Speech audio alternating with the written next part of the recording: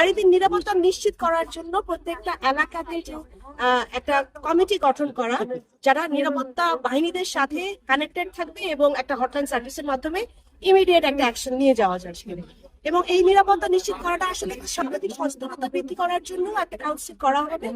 এগুলো আমাদের পরিকল্পনাতে আছে, এবং নারীদেরকে কর্মক্ষম করার জন্য প্রশিক্ষণের ব্যবস্থা করা। বিভিন্ন সরকারি বেসরকারি যে সমস্ত জায়গাগুলোতে কাজের সুযোগ রয়েছে, এগুলো আমাদের মাধ্যমে যেন তাদের কাছে পৌঁছে দেওয়া যায়, সেই জায়গাগুলোতে আমরা কাজ করে যাব। আর শিক্ষা নিশ্চিত করার ক্ষেত্রে আপনারা জানেন বাংলাদেশ জাতীয়তাবাদী দলের আমাদের মরহুমা দেশনেত্রী সাবেক প্রধানমন্ত্রী বেগম খালেদা জিয়া মেয়েদের শিক্ষার ব্যাপারে তিনি অনেক উদ্যোগ নিয়েছেন। সেই উদ্যোগগুলো যেন জারি থাকে এবং তারা শিক্ষার পাশাপাশি নিজেদেরকে কাজে নিয়োজিত করার জন্য যে প্রশিক্ষণের দরকার হয় সেটা যেন আমরা যথাযথ ব্যবস্থা করতে পারি নিরাপত্তার পাশাপাশি। এটা আমাদের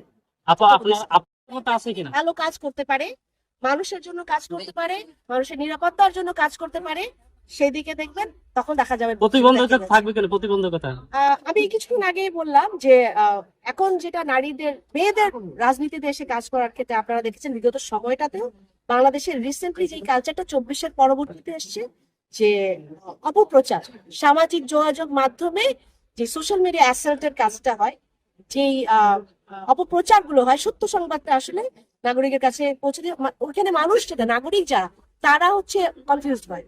তো সেই জায়গাটায় যেন না হয় আমাদেরকে সামাজিক সচেতনতা সৃষ্টি করতে হবে।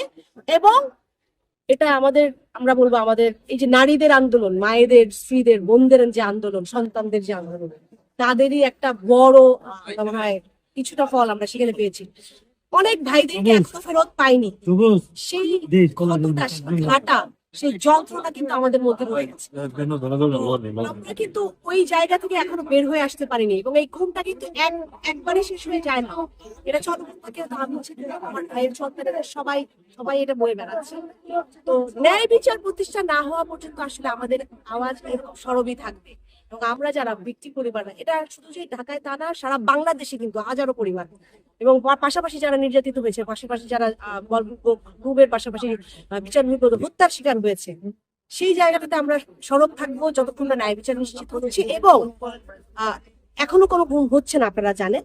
তো বাংলাদেশটা যেন একটা মানবিক বাংলাদেশ আমরা নিয়ে আসতে পারি, ন্যায় বিচারের বাংলাদেশ নিয়ে আসতে পারি, সেই লক্ষ্যে ইনশাল্লাহ কাজ করে যাবো। সারা বাংলাদেশের মানুষের যে প্রত্যাশা, সেই প্রত্যাশাকে সামনে রেখে এই গুরু দায়িত্ব নিয়ে পারি। আমরা যখন ইলেকশন নিয়ে কাজ করেছি, যখন জনগণের কাছে গেছি, ঢাকার 1400, ঢাকার আরো সকল জায়গায় 12, 14 সব জায়গাটাতে আমাদের প্রথমেই, আমিও একজন নারী হিসেবে আমার চিন্তা ছিল যে নারীদের কিভাবে প্রথম নিরাপত্তা নিশ্চিত করা যায়। কারণ এখন কিন্তু মেয়েরা শিক্ষিত হওয়ার পরে তারা সবাই কাজে যেতে চাবে, এবং কর্মক্ষমতা যেন আমরা বাড়াতে